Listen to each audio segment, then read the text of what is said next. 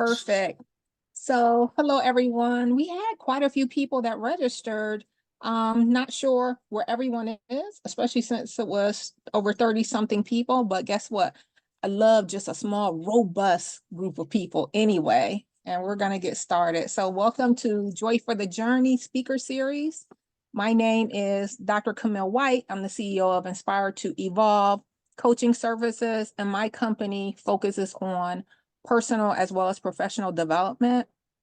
But I started to realize that our personal stories have a large impact on our careers. So I created Joy4 the Journey as a safe space for women's empowerment through storytelling. Coming together to share our stories is an act of resilience and support in and of itself, right? Showing that you've come through showers and are on the other side. Today's theme is April showers and resilience. But before we get started, I wanted to break the ice and make sure everyone knows each other. I've introduced myself, and has everyone met each other? I know Amy, you just joined. Would anyone like to say their name, where they're calling from, and how they found out about the event? Let's say, go ahead, Lynn. Mute. You're on mute. There you go. Hello, everyone. I'm Lynn Williams. Hi, I love beautiful Black women. I am from Los Angeles, California. I'm originally from Arkansas, Little Rock, Arkansas. I am a real estate agent out here in Los Angeles, and I met Dr. Camille through Lisa Nichols' classes and courses, which has been great. She is amazing. So that's how I know her. And I do a podcast here. It's called Clock In with Lynn, where I talk about relationships and money and things like that. So, and I'm so happy to be here. Awesome, Lynn. Who's next? We're gonna go ahead with the pink thing. That's you, Jacqueline Greely. Good afternoon, ladies. My name is Jacqueline Greely. I am many things, but today I'm here just soaking in this beautiful essence. And as a speaker, I'll be talking about my journey through grief and how I support others in that. I know Dr. White as my sorority sister, and also as a friend. We have worked together in many different capacities, and she is just a beautiful person, and I learned so much from her. So when she reached out to me to be a speaker today, of course I said yes. So that's it. That's me. Oh, and I'm in the Washington, D.C. area. I live in Maryland. Appreciate you, Jackie. Who's next? Dr. LaToya. Hi, everyone. I am Dr. LaToya Davis. Currently live in Tallahassee, Florida. I also am many things, right? It's always like, which day are we talking about? But in general, I'm an author. I am a spiritual intuitive, and I'm a personal development coach. And I really help women to release programming in a multitude of ways so that they can live their best life. So that's what today I will be kind of taking us through that journey in my speech, but dealing kind of around my story of losing myself in order to find myself again. So that's who I am. Awesome. Trichelle. Hey, so I'm Trichelle from the San Francisco Bay Area, and I know Dr. Camille through the Ignite program and us being in can you hear me? Yes. Okay. In a also a mastermind group together, and so that's what brought me here. She invited me to speak, and I am very thankful for the opportunity. Who am I? What do I do? I am a stylist, a artist, entrepreneur, and I also work with women to help them mostly find their personal style. And so today I'll be talking about how finding my personal style and being able to express myself through fashion, the power of that, how that reignited me and gives me a sense of like light and pleasure every day. Awesome, Trichelle. I like that money green. Might have to borrow that depending on the size. It's Um, yeah. It's the Alicia season of green. It's the season of green. and Just know Greely. that. In Yes, all ways, it's the season of green. absolutely. Talisha?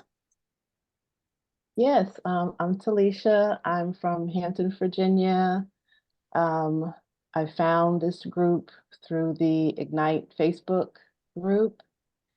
And I joined Ignite because I'm finally at a place in my life where I want to tell my story, but I want to be able to stand on my story and not get stuck in my story as I am sharing it so that it can end up being inspirational.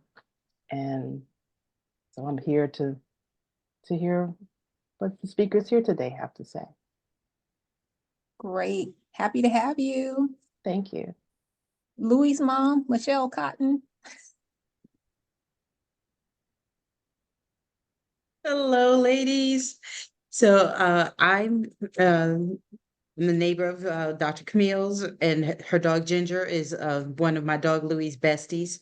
So we spend a lot of quality walking time as dog moms getting to, explore and listen. And I've been attending the last few events for the series, and I just find that it's a very nice, safe space to just kind of do some internal housekeeping. And I enjoy that about this process. Awesome. Happy to have you. Happy to be here. Amy, happy to have you. Amy has been consistently involved. And as a matter of fact, I think I'm gonna bring her on for an honorary speaker, right? Let me know when you're ready, Amy. Need a little bit more time. Thank you, Camille. I met Camille actually through a job acquisition program originally that I had learned she was a part of. I've been on a journey of all sorts. You got me with my hair back, dealing with my 6-year-old. So I'm a mom, and I'm here just to be inspired and eventually talk about my personal transformation. And, I get a lot of energy and motivation from this group. So I'm going to keep on listening. Happy to have you anytime. Monique Acosta. Hey, Monique. Good morning. Good afternoon. I'm a little bit kind of under the weather today, but I'm so excited to be here. I was invited by Dr. Camille, and I'm a survivor, thriver of many things. And I'm just here to experience what the speakers have to offer in this season of joy and celebration for April. Awesome. Thank you. Lisa Smith.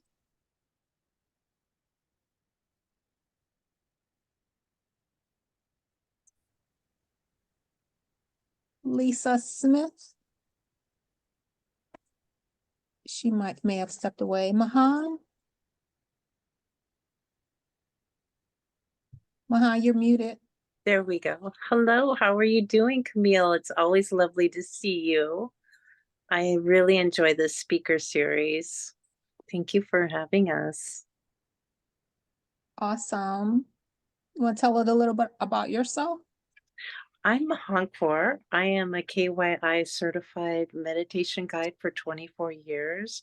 I'm also an author and an artist.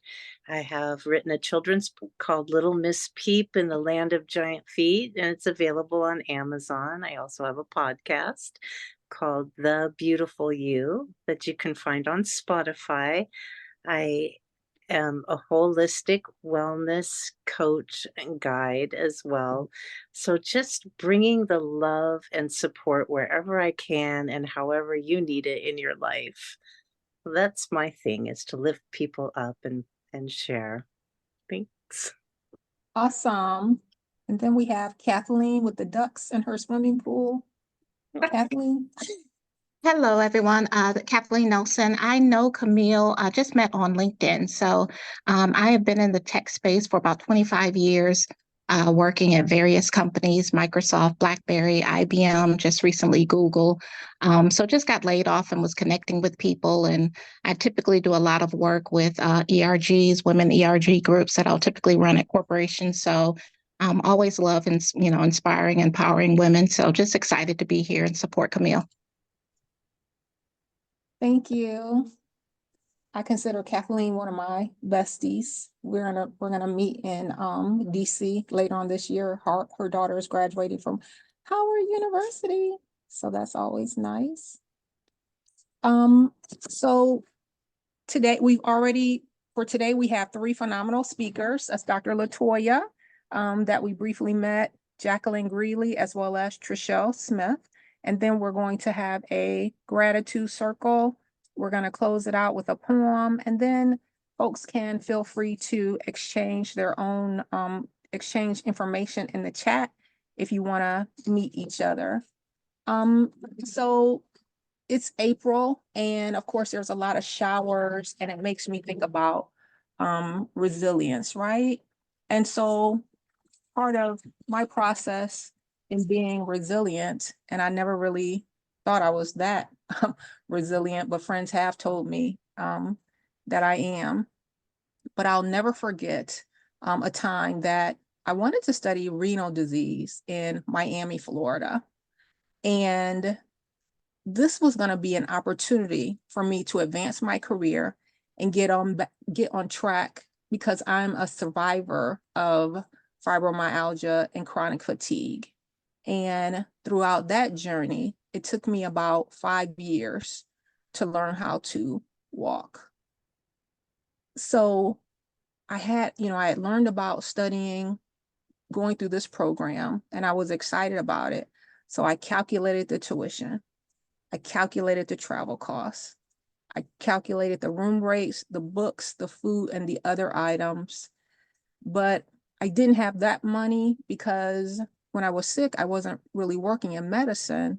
I was working other jobs, but this would have been an opportunity for me to get back on track. So I didn't have the money, but I just couldn't put the opportunity out of my mind. It gave me energy and a sense of purpose. And as I reviewed the logistics, I realized I needed my car to get back and forth to the clinics if I was going to go to Miami. So didn't have that money. I'm thinking about this big picture, and I'm starting to plot and plan. How can I make this happen? If I drove from Ohio to Miami, it would take 16 hours. And this was back in the day, right? There wasn't a GPS. So I used MapQuest, and I went to AAA where you would get those maps, right? And you're flipping through. So I looked at this, and 16-hour drive. There are only 8 hours of daylight. I knew that part of the journey, if I did it driving, would have to be in the dark. And I didn't want to drive into the deep South in the dark by myself. But I kept thinking about this. So I was talking to my family about it, family and friends, and several of them volunteered. They said, if you can get the money together for the other items, we'll drive with you. And I was like, this is awesome. So it turns out, I had a handful of boyfriends, right? And one of them said, I'll pay that tuition if you want to go. So he paid the tuition, and then I got the money together for the other items, and I couldn't afford an apartment, so I rented a room. Girl, it was happening, right? I was like, oh my gosh, it was happening. I had thought about this big picture, and it was coming to fruition for me. So I packed up all my belongings, slowly packing my stuff, and I put my clothes in the back of the car, and I piled them up. This little 94 Honda Civic. I'm going to Miami. I wanted to make sure I took my cute outfits. Yes, I was going to go to class, but I was doing the thing.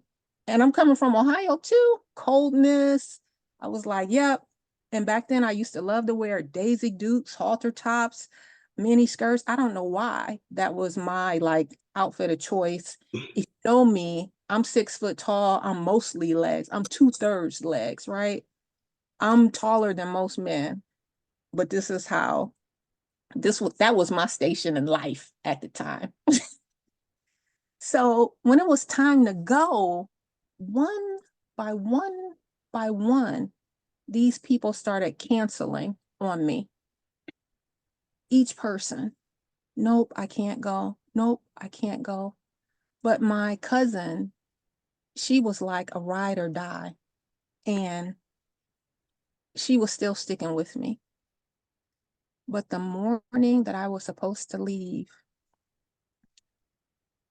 she met me at the door saying she wasn't going.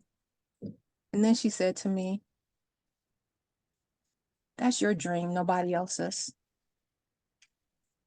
Ooh,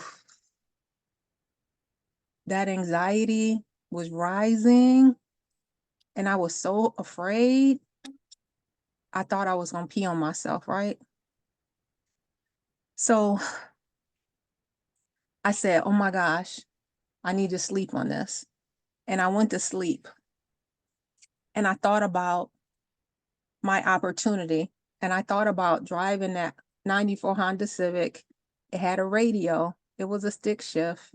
It didn't have any AC. It had a sunroof. And I calculated the dangers of being a Black woman on the road by myself, driving down south in the dark. I ain't even have family there. And I can't believe my voice is still shaking thinking about this. So the next day, when I was sleeping, I started thinking if I could get up early enough at 5 a.m., I could drive and have some daylight. But my mind was still racing. What if the car broke down? What if something actually happened? I pulled myself together with my legs wobbling, and I'm still thinking, what if I get stopped by the police? But this was an opportunity I wanted to take. So I got in the car crying. I was crying. 5 a.m. in the morning.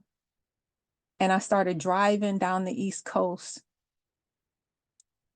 And then the sun started to come up. And I was like, it's beautiful. And so I kept driving some more down the East Coast. And the gray skies of Ohio started rolling away. And I rolled down my window, and that warm air bathed my face. I was like, oh my gosh. You would have thought it was the first time I had ever driven down south, but it was just so exhilarating. And then I saw the palm trees because you could see all the vegetation changing. And even though I had been on the road for 6 hours, the fatigue just rolled away. Girl, I was doing it. And as I kept driving, I was trying to make a decision. Do I want to stop and get a hotel? Nope, I didn't want to stop. I was thinking about my safety. So I kept driving and driving, and it was getting dark, but I was still cool. I had my radio on and everything. And then I saw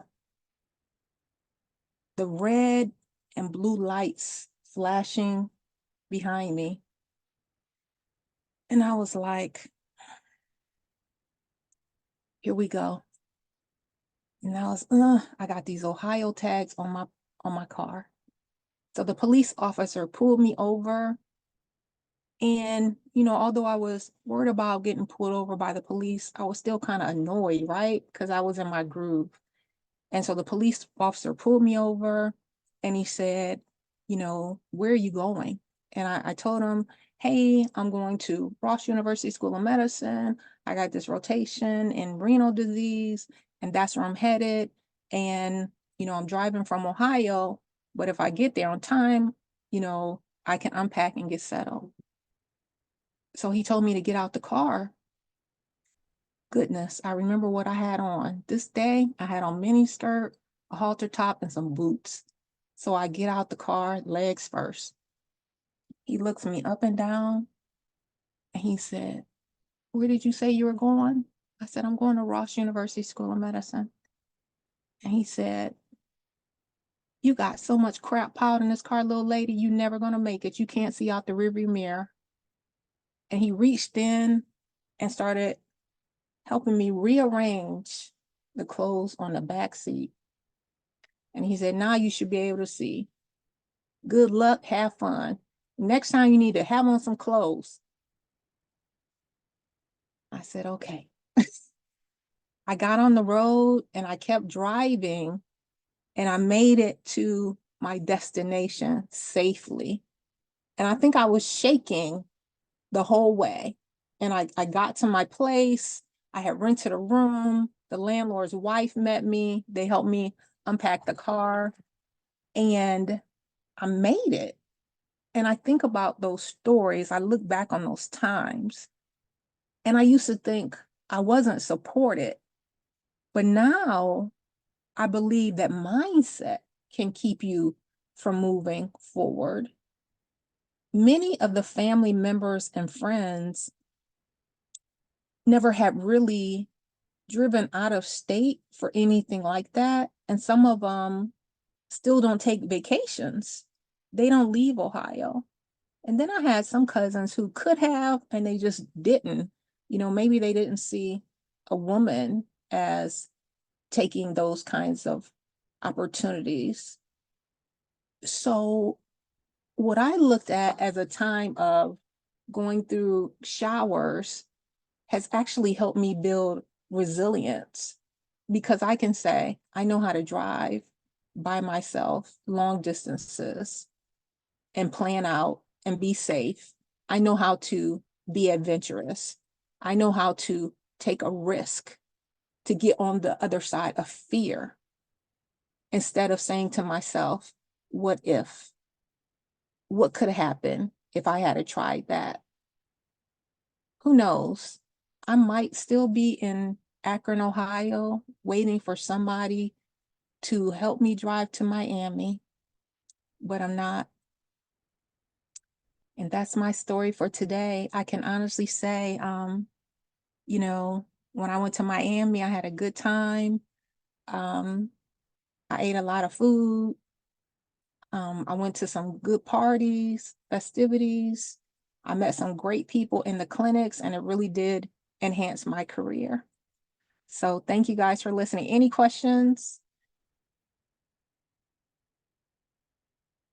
No? Okay. So our next. I just wanted to say, I thank you for sharing that, for sharing that. And the part that really resonated with me was when you said, when you were talking about driving, not wanting to drive in the South by yourself in the dark.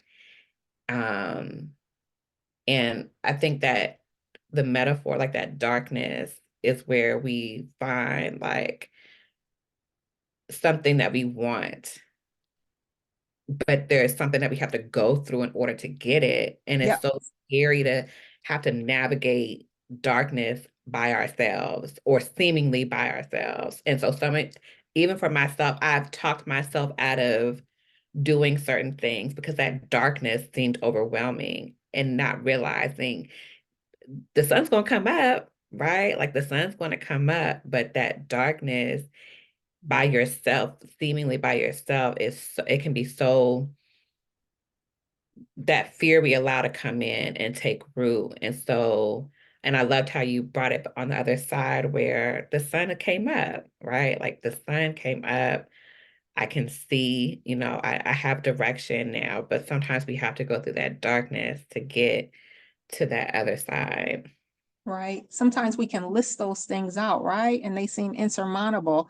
I'm going by myself. It's 16 hours. I got to drive in the dark. What if the police get me? What if the car breaks down? And part of it was, I thought maybe I put it out there in the universe, especially about the police, right?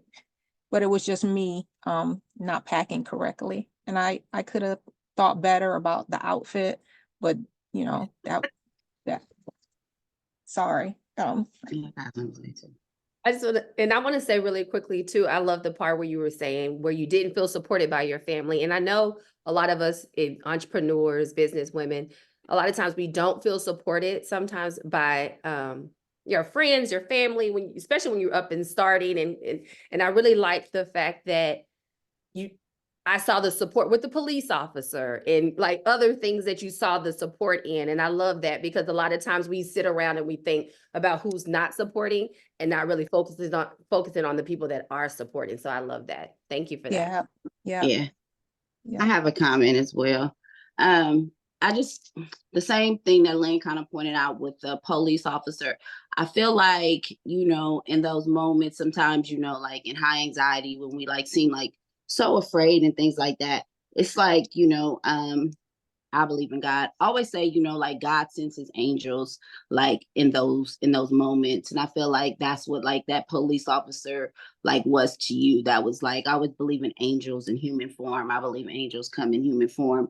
And it just seemed like a moment where those are our guardian angels for those moments. And I think when we're going through like trials and tribulations and we're on our journey to get somewhere, I think we always receive those angels. I think that those are like unwavering, like they're going to come. I think just believing in that too, just knowing that whatever journey you're on, like guardians are going to be sent to you along the way.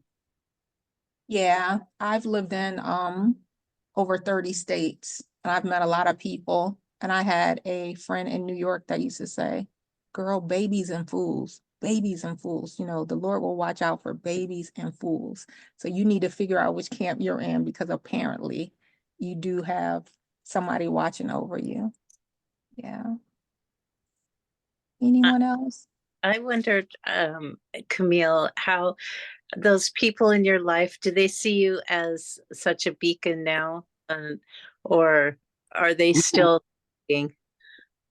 Yeah, I don't have much of a relationship with them. Sometimes it's almost like they're still waiting for me to fail. Like I call home and I was asking if folks wanted to come together for like a golf outing because we live on a golf course here. And they're like, yeah, right, you live on a golf course. I'm like, no. I want to come. I want to come. I know. You're a beacon for us and we appreciate. Perfect. Thank you so much. I'm going to go ahead and introduce Dr. Toya Davis because we have some phenomenal people and I want to make sure they all get to speak. Dr. Toya Davis, empowering high achieving women to rewrite the narratives of their lives. Dr. Toya Davis stands as a catalyst for transformation. With over 20 years of experience as a spiritual mentor, teacher, and coach, she is driven by a profound commitment to helping women reclaim their power and rewrite their destinies. Recognizing the detrimental impact of external advice on women's lives, she has dedicated herself to guiding them beyond narratives of scarcity, discontent, and compromise towards a life of abundance, fulfillment, and authenticity. Dr. Davis's holistic approach blends spiritual, mental, and emotional dimensions into a harmonious journey of self-discovery and an alignment. Drawing inspiration from renowned thought leaders such as Dr. Joe Dispenza, Bob Proctor, and Dr. Bruce Lipton, she has developed a signature 4-step process that has empowered nearly 1,000 women to overcome societal, ancestral, and personal barriers.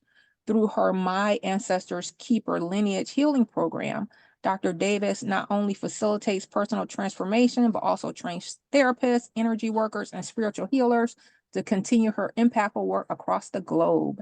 As founder of the Chi Healing Institute, Dr. Davis provides a nurturing sanctuary for highly achieving women worldwide, encouraging them to live authenticity and embrace unapologetic joy.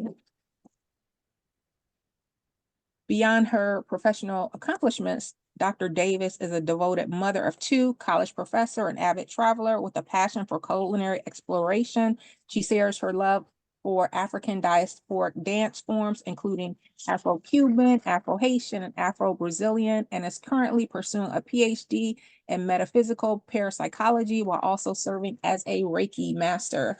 Please welcome Dr. Toya Davis. Hi, greetings, everyone. Before I get started, I just want to apologize in advance if the sound is a little bit crazy. I mentioned earlier I'm traveling today and my flight got changed. So I've made the best of the situation. So I'm outside. I say all of that to say I'm outside in New York. And so, you know, we appreciate you. Yes, there's a lot that can happen there. But so far it's been relatively quiet.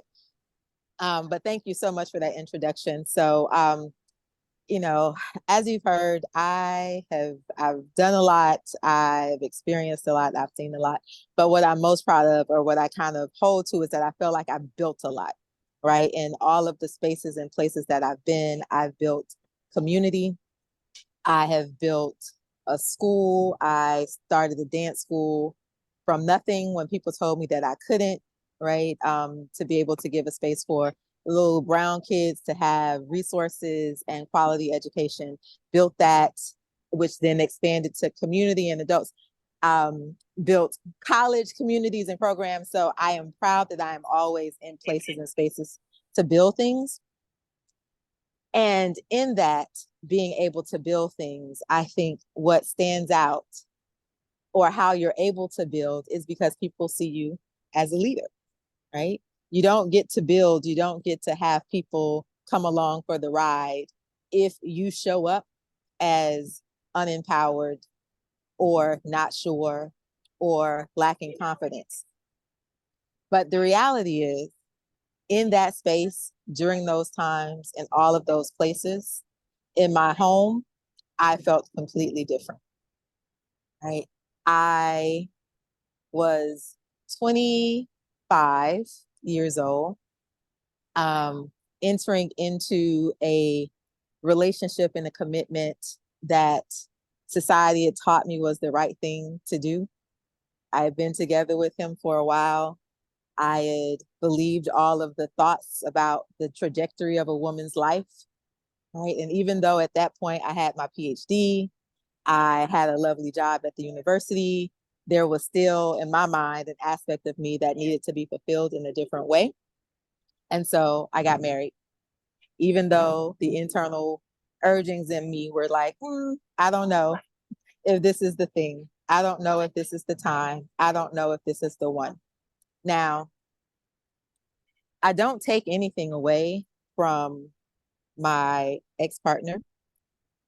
He was living his life. I was living my life. And the one thing that I know is that it is our job to show up in our power. I've been raised like that, show up in my power, but I realized that I had not been raised like that in the context of relationship, because I was mirroring what I saw, right? In the context of male-female relationship, I saw women show up in a very particular way.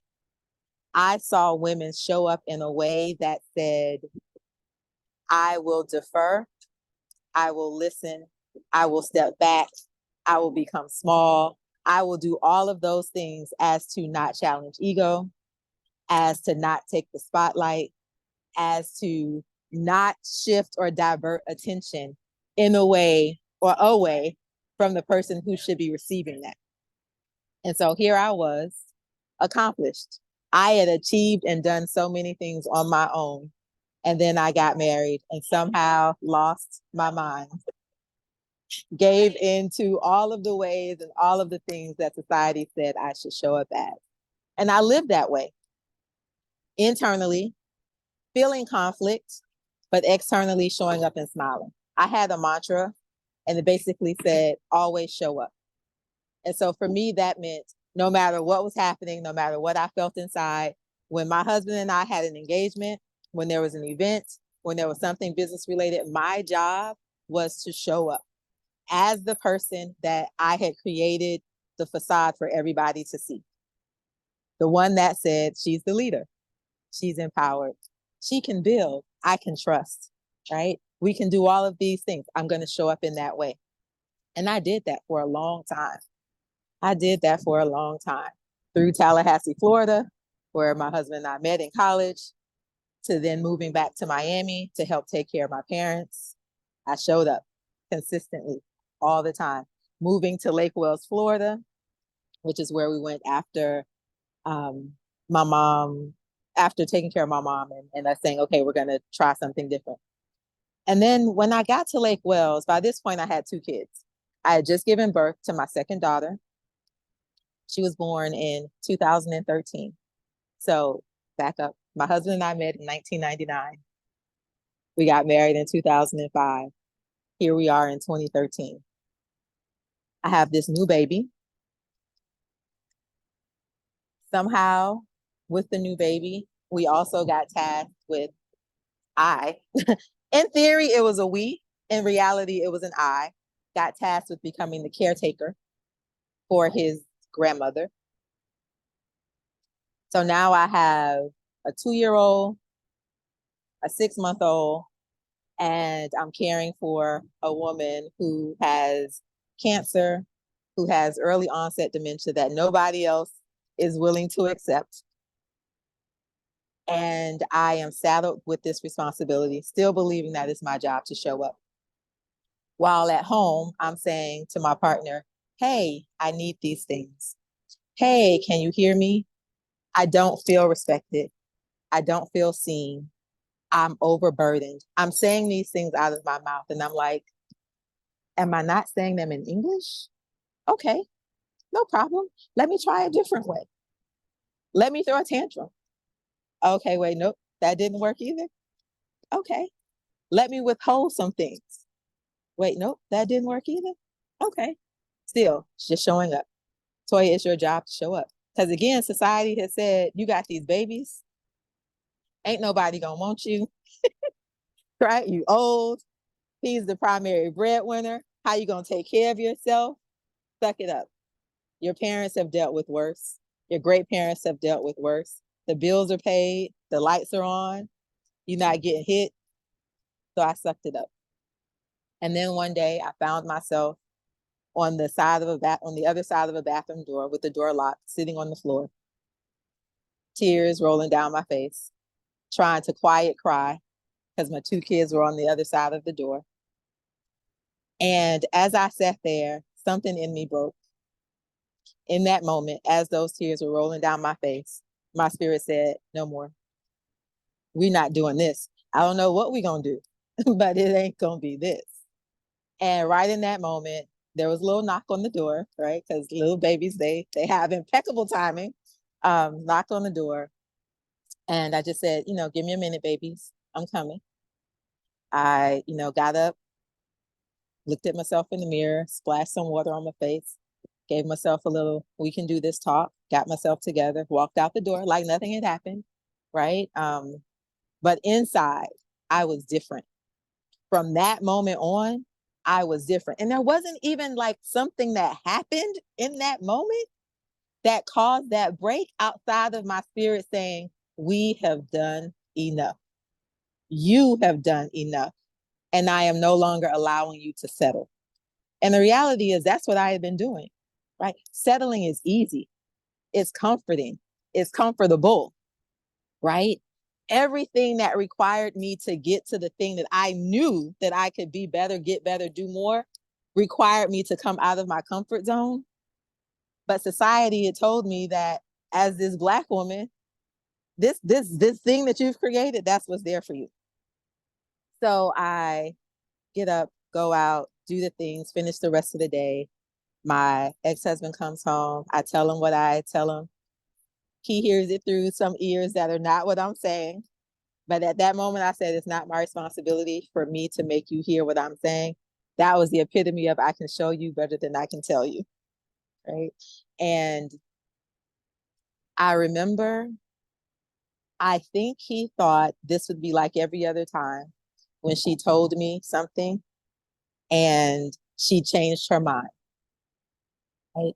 And I think were it not for the realization that my children could only do what they see me do, And if I wasn't showing up in all of the ways and the spaces that I'm saying, hey, no, I want my kids to have these types of experience. No matter what I said, I knew that they could only do what they saw me do because I was doing what I saw my mother do, who was doing what she saw her mother do. So because of that, something in that clicked for me. And I said, I can't do this anymore. So it was a long and arduous process to say, no, I'm going to take this step of faith, right? It was in that moment where I was like, faith and fear can't live together. I can either be faithful or I can be fearful. I'm choosing to be faithful, right? My spirit is telling me that there is something greater for me on the other side. And if I don't follow that faith, I will continue to be in this space that has me sitting on the bathroom floor crying. And that is not acceptable. So I got up, we did our things. No matter what he said, I was committed to that idea. We separated, packed up my babies. I moved to a different city, right? I had a job. The job wasn't starting for a while. We lived on credit. You know, the manipulation of no money was there, but I was committed to creating something better. And when I say that today, I can look back and say, it was the best thing that I did for so many reasons. One, all of the conditionings that I had bought into, just by taking the action of doing something different, let me and my spirit know that they were not true, right? Believing that what my spirit was saying, believing my spirit more than I believed what society was saying, was the stepping stone for what I've built today. Right? So today I am committed to helping women understand where they're living in societal programmings, where they're living in the programs that their parents have given them, where they're living in the things that have been passed down that are not really true to themselves, and as a result, keeping them in the box.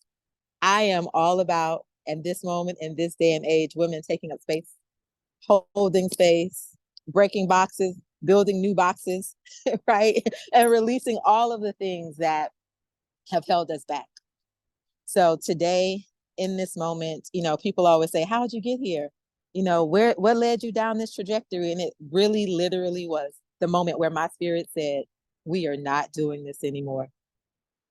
And then choosing to follow faith, that my spirit had something better for me than I was living in, and being okay with being uncomfortable so that I could get to the better. That's my story. Thank you, Dr. LaToya. Gosh, you said a lot. I was having a conversation with someone a couple of days ago. I think it was Elisa from an accountability group, and we were talking about you know, when you have a seed, right? And the seed might say, wow, it's more uncomfortable being here in the seed than the risk of blooming or breaking out of the seed to bloom. And that's what your story and even some of my experiences have reminded me of. And just, you know, I'm gonna create a way. I don't know what it's gonna look like. This is what I'm doing, right? Yes, yes, yes. Thank And it's you. so interesting because we take that approach. Typically, we all have this mindset. If we look at like 6 areas in our life, we'll be like, oh, I take that approach in 1, 2, 3, and 4. But for some reason, in 5 and 6, I am operating in a different way. Why is that? Right. Right. And so, yeah, it's not that it's not in us. It's just that somehow we haven't applied that same thing to the thing that we most need to get us to the next best step in our life. Yep, fascinating. You do so much. I wanted to ask you about like your book that you have, and then the epigenetics work that you do, because epigenetics is really so popular right now. When I was in medicine, they kind of foo-fooed it a little bit, but really talked about it in the context of genomics, mitochondria, the telomere shortening, and things like that. But can you talk to us about your work and what you're doing as far as healing and racial issues with epigenetics? Yeah. So one of my areas of focus is healing ancestral lineage issues, right? And a lot of times I find that, again, we're in these patterns. We are trying to figure out, why am I doing this thing? Why does this thing keep coming up? Why am I stuck in this loop? And the reality is that just like we have accepted, genetically, there are certain things that are passed down, right? We know that this trait, yes, if this shows up, this is a genetically handed down trait, and we accept that. But the reality is that there are also things that are not genetic, patterns, way of being, social behaviors that are passed down from one generation to the next generation to the next generation. And we are living those out, or we have the potential to live those out, right? The thing that I like to think about with epigenetics is all things are already always in us.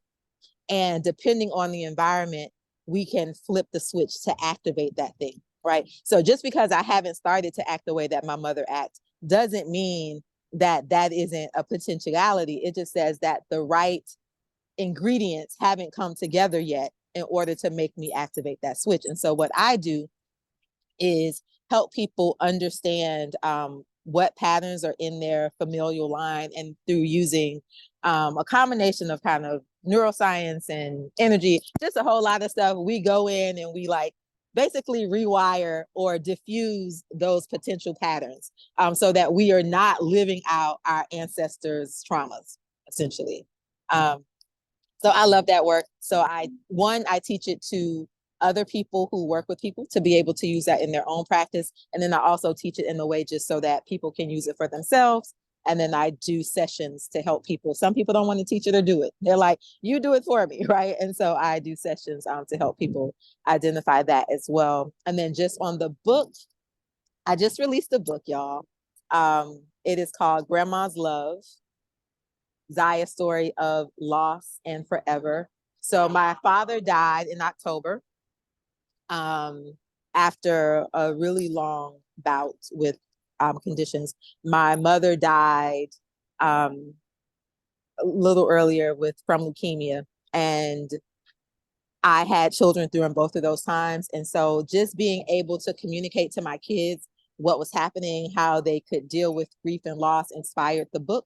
So it really is a children's book on how we deal with grief and loss, or how they can deal with grief and loss, and giving them tools to be able to come to that. So I have other books, but that's the one that's out now, and I love it.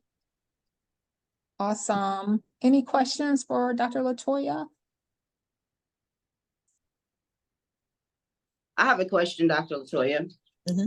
I just want to know if you can kind of speak to what keeps you motivated. You've done a lot of things, and it sounds like you've been able to fully execute those things and bring those things into fruition. Can you just talk about that piece of you, that drive in you, that motivation, even having, been through that marriage and, Mm-hmm. having parents and things, with probably more so limiting beliefs than you, which probably is also, probably some things that you see in your lineage as well. What has driven you to be able to do that? Yeah, I think for me, the biggest thing is seeing how women have been disempowered. Prior to doing this, kind of doing the work in this capacity that I'm doing it now, I've always been, not always been, but I am often been put in places and spaces where I've been privy to women talking to me about different things. And one of the things that I notice is oftentimes most of the challenges that the issues that they've come to is because somehow they've given their power to someone else. And when I look on the news, right, when I look at my kids, when I listen to their friends, I'm like, no, it's still happening. No, if you as a woman knew that you had the ability to not go down that path, to stand in your power, to make a different choice, to identify really what you're operating from, we could do so much. And so for me, really, the motivator is I have 2 daughters. I don't want them to grow up and believe that they have to subscribe to things that other people have written for them, and that they're the co-creators of their life. And because they don't get to operate in the world in the silo, right? Because I don't just get to create a box for them, they still have to operate with other people in the paradigm that's already created. It's let's cast a wider net, right? Let's let everyone know that this thing is available. Let's shift the larger dynamic versus me operating in this silo. Got it. Thank you. Thank you. Awesome. Any other questions? A question. Well, a couple of questions. Go So right ahead. first, I'd like to thank you. Thank you for sharing your amazing journey. So, as you mentioned, the paradigm is still very much present. It's prevalent, right? Yes. So, my first question is around how do we address this as adult women, right? So, when your soul speaks to you and says it is time for that change, you mentioned that it was an arduous journey. I know a little bit about that. So, when you need to break and you need to, evolve to that higher level and be something you've never been before, what, as, women, as sisters, as, our own co-creators in this journey, what do you tell someone? And how do you keep them motivated to, keep going when everyone around them is looking at them like you're crazy? Yeah, so I think for me, first step is always awareness. I mentioned I kind of go through a 4-step process with clients. First step is always awareness, right? Once we become into awareness of something, literally the mind can no longer operate as if it is not aware of that thing, right? We begin to come into conflict with ourselves. And at some point, every time you're going to run up with the conflict. So at some point, you're going to get tired of the internal conflict and you're going to make a new choice. So the first step is always coming into awareness of that particular thing. The next step for me is I ask the question, what are you willing to change to get to the thing that you want? The thing that you want has to be greater than the thing that you're sitting in, right? If it's not, you won't be motivated to make a new choice. So by exploring kind of what is the possibility that exists for me on the other side of where I am, and then allowing yourself to anchor into that thing. And then the third thing is, I preach this idea of we celebrate small wins. I think oftentimes that, oh no, everybody's still saying this and everybody's still saying it's because we are conditioned to think that if we have not achieved the thing that we said we were going to do, then they're right. I can't do it, right? And my thing is, we don't write a book in a day. We write it word by word, line by line, right? Paragraph by paragraph, then there's a chapter. And so if today I did something 1% better than I did it yesterday, it's a win, right? If yesterday I cried for 45 minutes and today it was 44 minutes and 45 seconds, I am making progress. And so for me, that's the motivator. It's where can you identify that area where you made even the smallest shift? And if you can do that, then you know that tomorrow you can do an even bigger shift. And by the end of it, you've gotten to where you're trying to get to. Thank you. And so my final question for you today is, as a girl mom, also, what do you pour into your daughters that you wish other moms were pouring into their daughters to help break this cycle? Yes. So I am super, super cognizant of microaggressions, right? I call them out. I have them understand why that thing that somebody is saying to them, why that is not acceptable, right? Or why that doesn't apply to them. And I think we do affirmations all the time.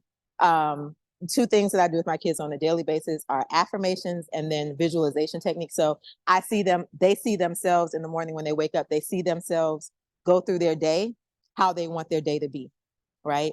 And then if at the end of the day, we also talk about what happened today, and they'll be like, such and such, or somebody said that I couldn't do this. And I was like, but did you see that? Do you see yourself being able to do that thing? If you see yourself being able to do that thing, then that's not real, right? That's not real. And so it's just a constant reminder of we don't take on other people's ideas. What do you believe? And so it's about having them constantly be able to state what they believe. And sometimes their belief is small, and that's fine. We start there, right? We start there. I don't try to make them get someplace bigger and grander first. We start where they are, and then those affirmations just keep changing, right? We just keep growing with those affirmations while they're looking in the mirror. And that's what we do. Thank you so much. You're very welcome. Awesome. Any other questions? I don't have a question, but I have a quick comment. And I really appreciate your story. It resonates in many, many ways. I'm also a girl mom, and when you talk about understanding trauma, I always think about more and more that you're either, every single person, right, that you meet is either one, repeating the cycle of generational trauma and or carrying the burden of breaking the trauma. And being aware of that is just a way to be mindful, and you just sort of brought that up inside me. Thank you for sharing. Anyone else? I also wanted to just say that I really appreciate your story and means a lot to me because I've been through similar traumas. I hope the noise isn't too much, but thank you for sharing.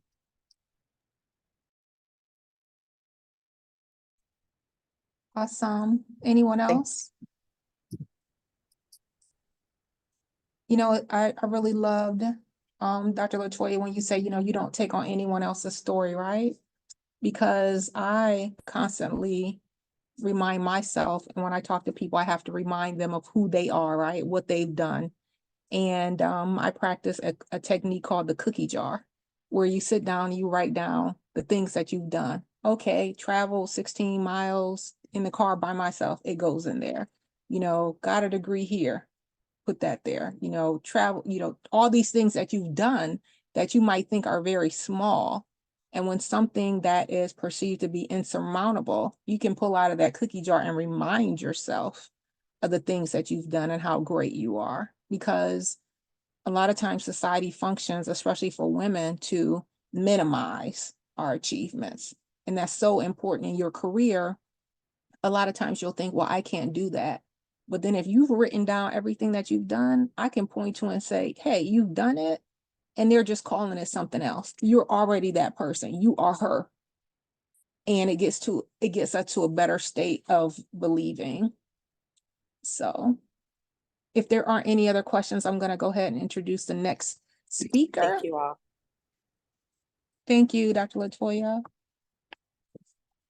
All right, Jacqueline Greely is a bereaved child that is guided to help herself and others heal and navigate through life with loss. In 2012, her father was unalived by her brother, his son, while he was experiencing a manic episode. The dual loss of her father physically and her brother physically and emotionally really was the catalyst preparing and serving the grief community. While working specifically in grief support is relatively recent, Jackie's personal and professional experience has led her to this point. With a background in human services, she is a postpartum doula with a focus on pregnancy loss, a certified clinical sexuality coach, and an energy practitioner with training in yoga, Reiki, herbs, and other healing modalities. Jackie uses all tools in her toolbox to be a compassionate, empathetic, loving guide to those experiencing any transition of life. Please welcome Jacqueline Greely. Thank you so much, Dr. Camille, for this opportunity. And again, I am honored to share space with you ladies. So I am currently pursuing that dark space that we talked about earlier. I'm that guide that walks you through that dark space, the nighttime in your life. To give a little backstory from my bio, in 2012, I definitely experienced probably my heart breaking in pieces, literally. I spoke to my father for the very last time right before his life was taken by his son, my brother. And it threw me into almost 11 years of grief. And when I say it was grief where I was stuck, it was as if I was walking and talking and being present, but I was stuck in 2012. I was afraid to love. I was afraid to do anything that would put me in a position of being abundant, of being of fully living in life. And so I was doing all the things, I was being all the things, but I was dead inside. I was stuck in my grief. And so throughout those 11 or so years, it came to a point where my spirit said, this is enough. This is enough. And it was October of 2019, I believe, 2019. And September, excuse me, it was September of 2019. And I went to an event, and it was a private, intimate event at someone's home. I was not the focus, but it was a spiritual event. And so the leader came to me, and she had a sword. And she took that sword and she told me to stand in front of her and to open my legs. And she took that sword, it was more of like a machete. She took that machete and she had the handle face down or pointing down, and she banged it in between my legs. And when she did that, it was as if the ground was opening up. And I felt my body vibrating, and I started to heave. I was heaving, like physically, my body was moving like this.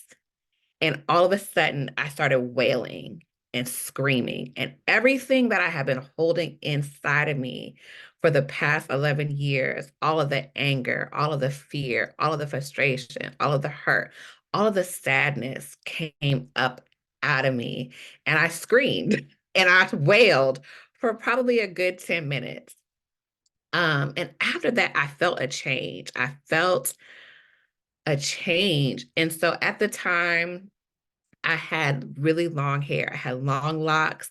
They were like down to my butt. I mean, my locks were my crown glory, but I felt like I was entering into a space where I needed to let go of my past.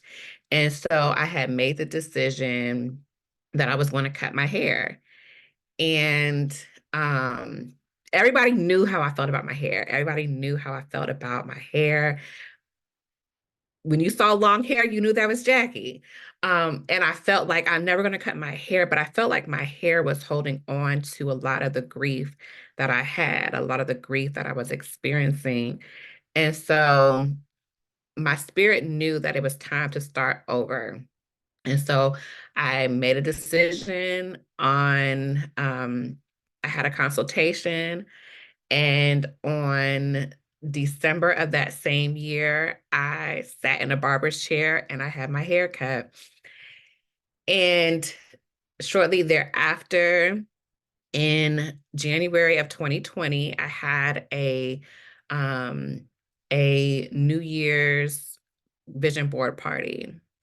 And I knew something was going to be different. I just didn't know what it was. And so that vision board party sparked what would eventually get me to where I am today. But when January came and I'm getting excited about this new move, I felt alive after so many years of not feeling motivated to do anything, of not feeling like I had purpose. The pandemic came, and it was like, oh, so now I got to stay at home and sit and look at these four walls and figure out what I was doing with my life, figure out my purpose. And so I had a few years of adding things to my arsenal. As it was mentioned, I'm a life coach, I'm a sexuality coach, I'm a travel advisor.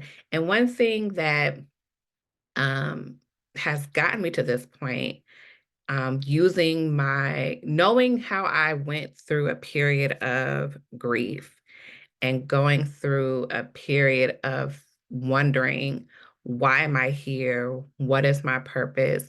I'm afraid to move out. I'm afraid to do the things that I know that I'm called to do because the space of my grief felt comfortable. I felt comfortable in the isolation that grief brought.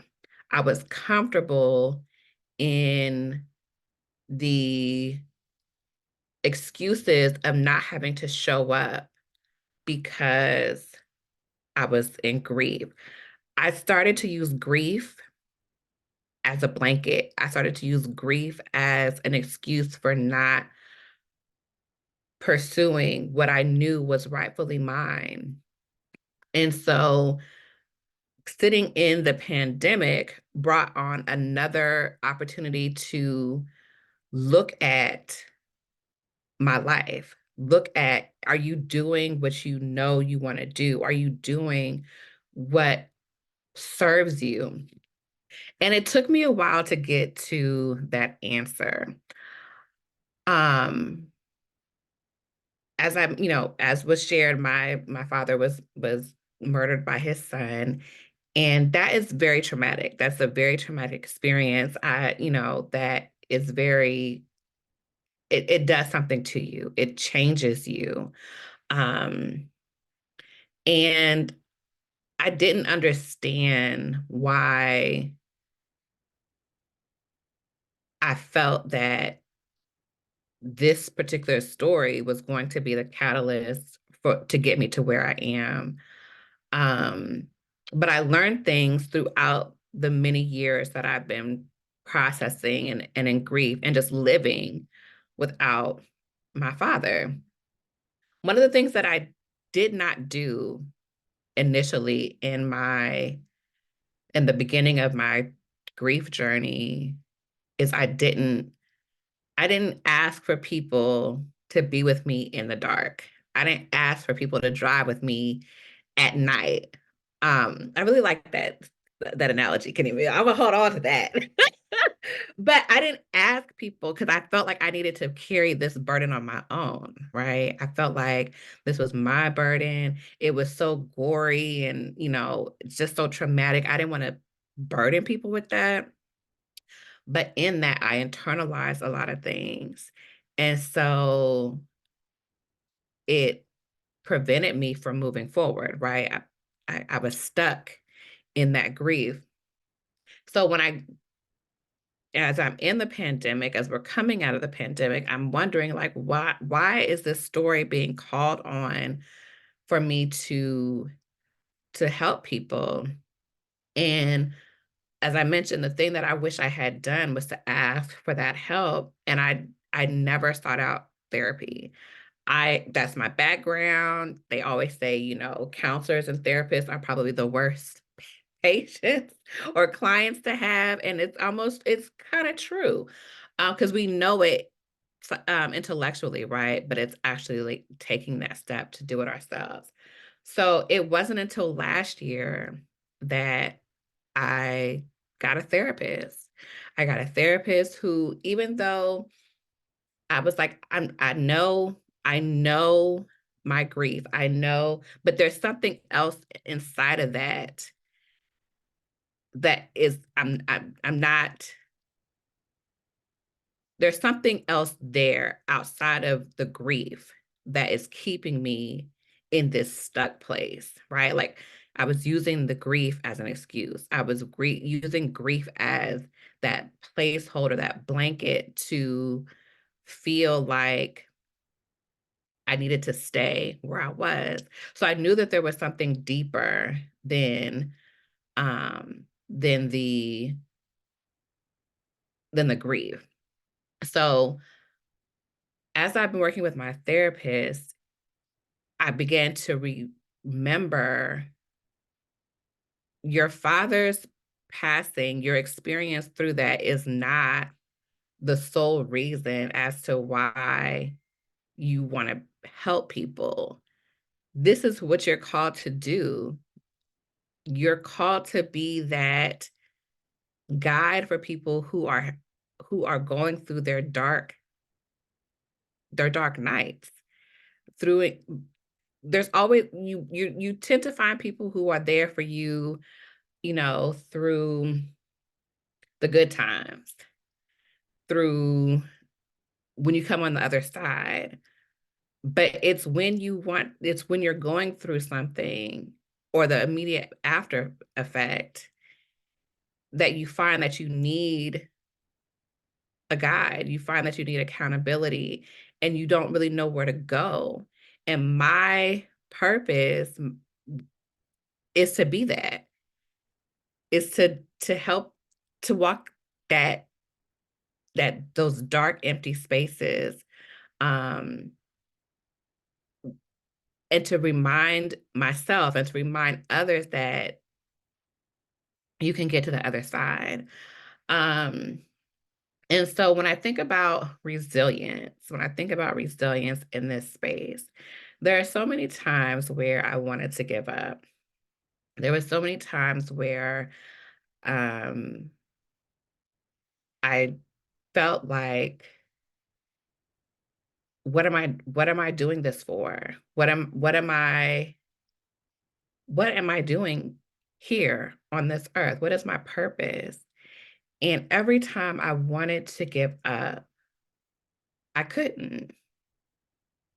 And I just added on a whole nother class. I took another, I found something else. And, some people may think that was like an avoidance, but it's not, because one, I'm a student. I'm always going to be a student of something. But it was me adding my skill sets to prepare me for this next phase. And so that next phase is incorporating all of these things that I have passion about, but they've just come in in different times in my life. I'm going to be going back to school to get my master's in counseling so that I can become a licensed professional counselor, because that was a dream deferred, because I didn't think that that's what I wanted to do, but it's brought me back full circle.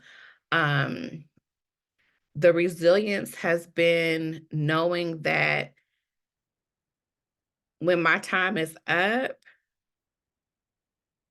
I don't want spirit to be like, you have these opportunities. Why didn't you show up? Why weren't you available for the people that needed you? I don't know who they are, but every time I find myself wanting to just say, let me just stick with this 9 to 5 and go to work and come home and just, I'm thinking about, but there's someone out there who needs me. And when I don't show up, I'm not only not showing up for them, but I'm not showing up for me. And so that's my resilience. That's what keeps me going, because what I deal with is heavy stuff, right? I'm a doula, so I work with women who are in that transition of womanhood into becoming a mother. And when they experience loss, they may feel stuck in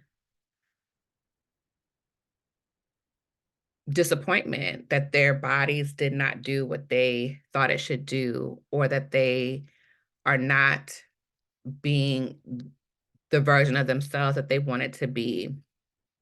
I am a sexuality coach, and I help women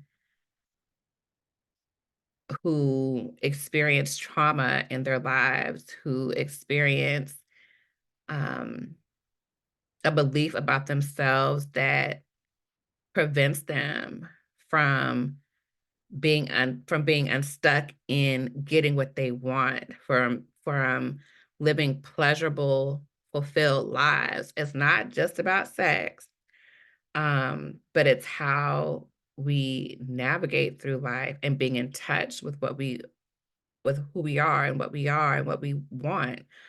And I just love, what I love about myself is that I can incorporate all of these things in anything that I do. I was talking to someone today about a traveling experience with their bae. They want to go on a vacation, but it's immediately segued into, but I got some things I need to work on because I don't love my body and I don't want to go into my vacation feeling inhibited, right? So that brought on a whole brought on a whole coaching section on, on that. And so another part of my resilience is that I'm not cookie cutter. I'm not one thing. I'm flexible to be able to guide you in any kind of part in your life. And it's all going to circle back to getting you unstuck from what is holding you back, which leads me to my organization, Get Grief Unstuck, because grief for many people keeps them from living a fulfilled life. And so through my experience, in losing my father and losing my brother, though he's still alive, and having to navigate how life is when things get disrupted, or reclaiming what I once knew. It has brought me to the space of wanting to help others get grief unstuck so that they can live their abundant lives. And so that's my story. Thank you. Thank you, Jacqueline. Does anyone have any questions?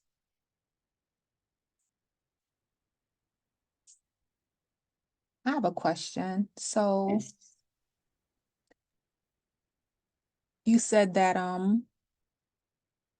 you didn't ask for help in that dark time, right? But I know you on a personal basis, and I remember you saying that your father was kind of like that leader in the family, right? He He was. organized things. He made sure, if people needed money or, an opinion, or, he was that person. Mhm. Do you think you kind of took on that persona, that leadership? Because he was that strong person. So there you are, not really asking for help. Yes. So my father is, he was definitely, one thing I can be very honest about, I can be honest about things. My dad was very hard. He was very controlling. He was very manipulative. But behind that, though, that was his form of loving those that were his family. My dad was raised in Oakland, California. He ran the streets. He left home at 17 to join the military. And so he had that energy about him. When he passed, it was as if that mantle was passed to me, but I had to come to the conclusion that that was not a mantle that I wanted to carry. And I had to create boundaries with my father's side of the family, because um he was the successful one. He was the one that got out.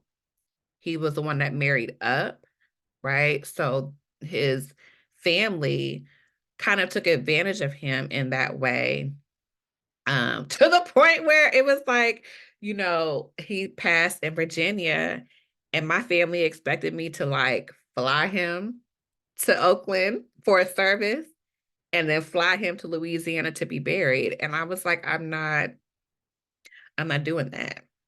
I'm not doing that. It was a decision that, it was a decision that I had to make, because that was not my that was not for me.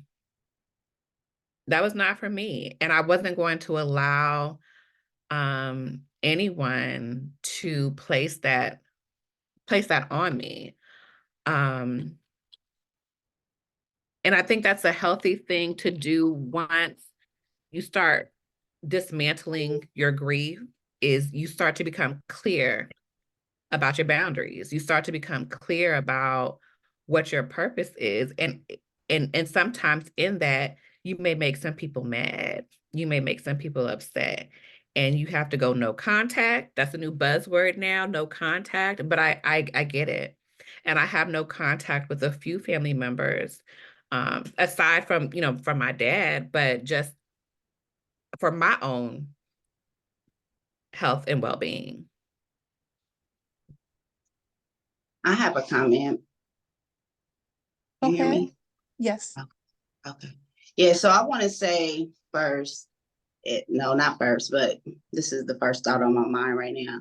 Your dad grew up in Oakland during those times. Your dad had game. Your dad got it honestly, which is, I'm wondering, I mean, not wondering, but I'm resonating a lot with your words and, how you're distributing them and making them resonate with others. You got it honestly too. So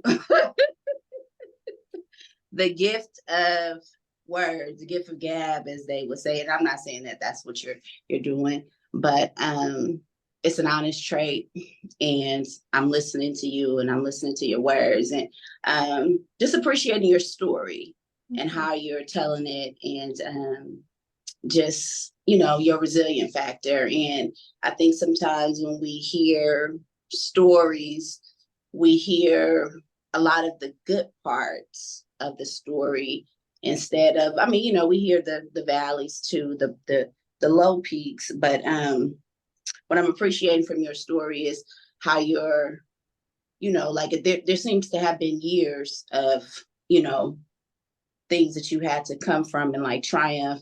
And sometimes triumph is not quick. Triumph is a very, it takes resiliency to maneuver and to overcome. And so just thank you for sharing that piece of your story. Thank you. And I think that I don't want to necessarily say that I like talking about the not so good stuff, but I've come to realize that people avoid that part. But that's where the meat is. That's where a lot of people are sitting, is what I'm realizing, is that we tell these stories of triumph, but we have to realize a lot of people are sitting in their mess, in their distress, in their grief. That's where they are now, as they're hearing stories of triumph, stories of overcoming, but they need to know how to get out of that. How to get out of it. But that's where they're sitting a lot of times when they're listening, they're sitting in those spaces. So that's why I just appreciate sometimes I appreciate hearing stories of the in-depth pieces of those journeys, that they're not it didn't take 30 minutes, it didn't take a year, it didn't take 6 months. It took years to push through. It took 11 years for me. That's a lot of time. And it was still these past 3-4 years of the pandemic, I'm just now starting to feel like, okay, I can. And you would think it should be over by then, right? You almost want to give up because you're like, well, this must be who I am, because I've been like this for 11 years now. So, but the thing is that I know that it's not me, right? I'm getting back to me, and that's what I help people do, help women do, is this is not who you are. This is who you've had to become in order to survive. But your true you is stuck in that place. And so let's get to where you're at, the new version of you. Yeah, what you're saying is so juicy. Oh my gosh. Yeah. It's so powerful. It is so powerful. I had a question. So, Jackie, you talk about this grief blanket that you wore for 11 years. And I understand grief. I had a lot of loss, loss of a marriage, a mother, loss of my native heart, my organ. So I had a lot of loss, and I understand how grief can just be a blanket. Did you let anyone in? I mean, 11 years is a long time. And the isolation gets, like you said, it gets comfortable in there. Like, oh, I don't need anyone. My blanket is my love. How did you show up day to day for work? Did you have any other relationships, girlfriends, family? Just curious about that. So thank you for your question. So part of the grief being my blanket was because initially I did have to hold the mantle of kind of keeping things afloat because I was the executive of his estate. I had to do all the administrative things, which took me forever to get through. Most people are done within like a couple months. I held on to that thing for almost 11 years. But it's down South Virginia. There's, they were not rushing me. But initially when he passed, I was seeing someone at the time in a very not good situation. And so, but I couldn't rely on that person to be there for me. Because he had his own situation, right? And that was kind of like an eye opener for me too. Like, what are you doing? Like, what are you doing? As someone had mentioned earlier, making yourself smaller for the people in your life. And so when I needed him the most, he could not show up. So it was like, okay, I got to do this on my own. I got to do this on my own. And in spite of my grief, in spite of, being isolated, I still showed up every day. I still showed up for other people. I showed up for work. I showed up for sorority stuff. I was in leadership for 6 of the 11 years. I was in this grief cycle. But me personally, I've always been a very selective person in who I let in. So I could still be a friend to people, but you weren't getting my deep, intimate thoughts and how I was really like, I wasn't calling people when I was up at 2, 3, 4 o'clock in the morning because I had insomnia, or it had been 24 hours since I'd gone to sleep because I'm scared to go to sleep at night because I'm, like I still battle those things. March, his birthday, November, his death, I don't go to sleep, right? But my family, like we got closer. My family, we got closer. My mom, my sister, and even though as we're navigating our own process of grief, we got closer to each other. As I started to kind of get to the other side, and especially as I've been in therapy, it's like, okay, now I'm realizing, no, I need community. I need my village. And what I'm realizing is that a lot of that that was there before was kind of superficial. There are very few people that I have to this day where they're, that are in that inner circle for me.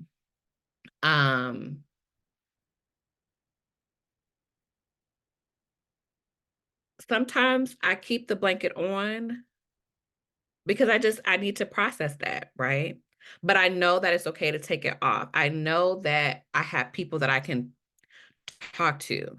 I know that I have people who are concerned about me. I know that not everyone has capacity for certain things, and I honor that. You have to kind of know where you are and what you need and who has capacity for that. And sometimes people come in and out of that space.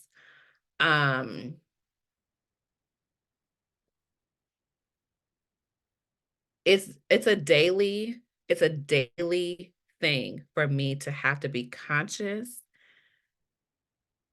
to step outside of myself, meaning I'm going to consciously go outside. I'm going to consciously put my feet on some grass. I'm going to consciously smile at people. Even though I'm a social person, with all that's changed in the world and just how we kind of function now and really just, what I'm coming out of, I have to make a conscious effort to go and do something and be social.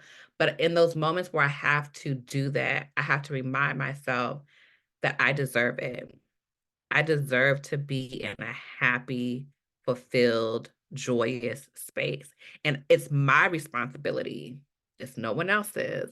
It's my responsibility to make sure that that happens.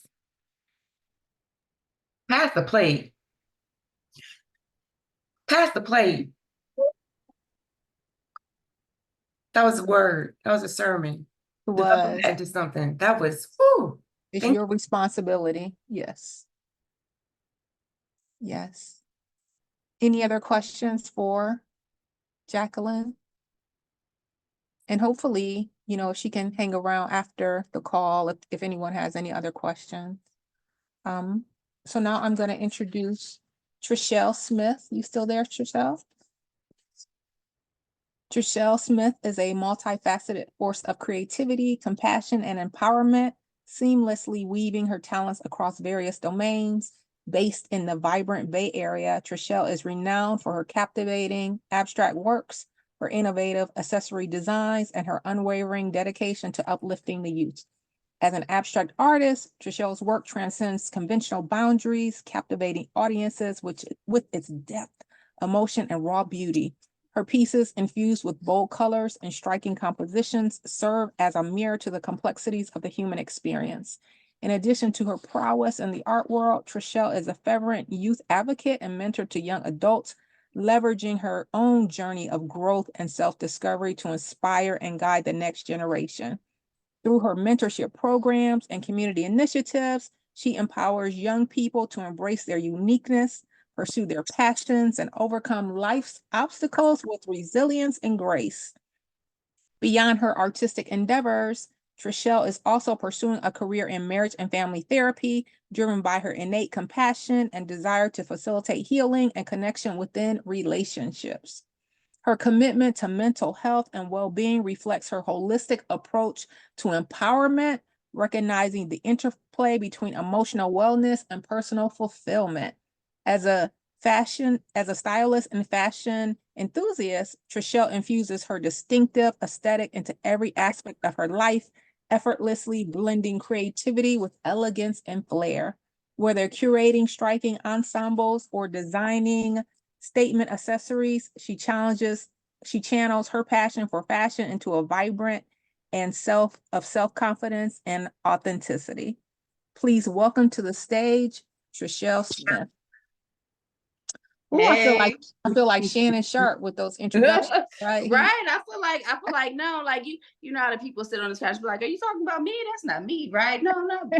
Like, excuse me. Like, huh? Okay, well said. So I just have a question. I was just up and I was just looking around.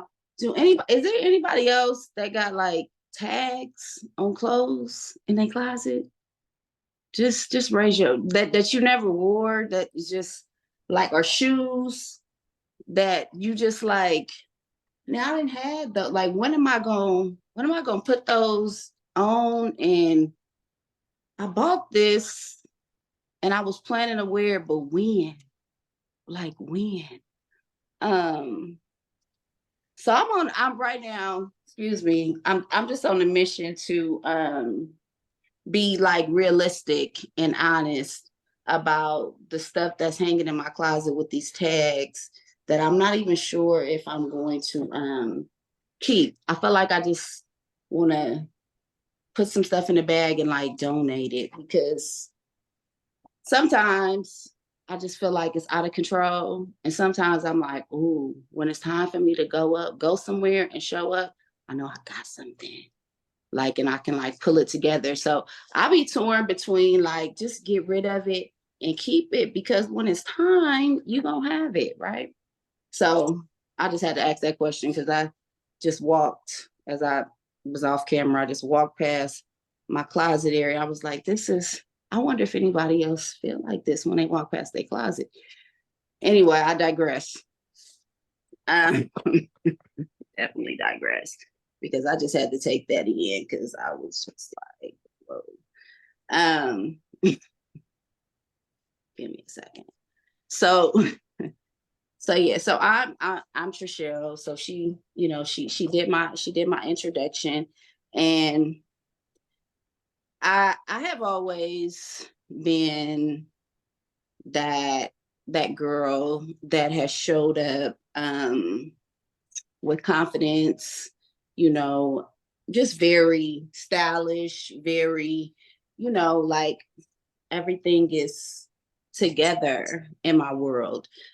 Because, you know, as Dr. Camille stated, I do know how to weave the pieces of my life together, artistically or stylishly or fashionably, to paint.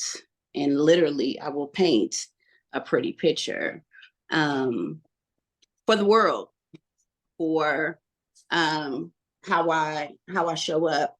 And I was a person who got very used to being able to show up in spaces and look happy, look together, look like everything is well put together. Everything looks great from the outside. And I think that's important. And I'll get to why I feel like that's important. That is an important piece. And I'll get to why that's an important piece in a second. But I was always made sure I showed up as such. But sometimes, you know, we show up in one way and internally we feel another way. So I could put on a show outside, online, all the places, but I would be suffering, not, you know, and sometimes I didn't know why, but I would be having this like internal conflict within myself, like, you're not, girl, you like everybody else. You're really no different. You know, you're average, you're ordinary.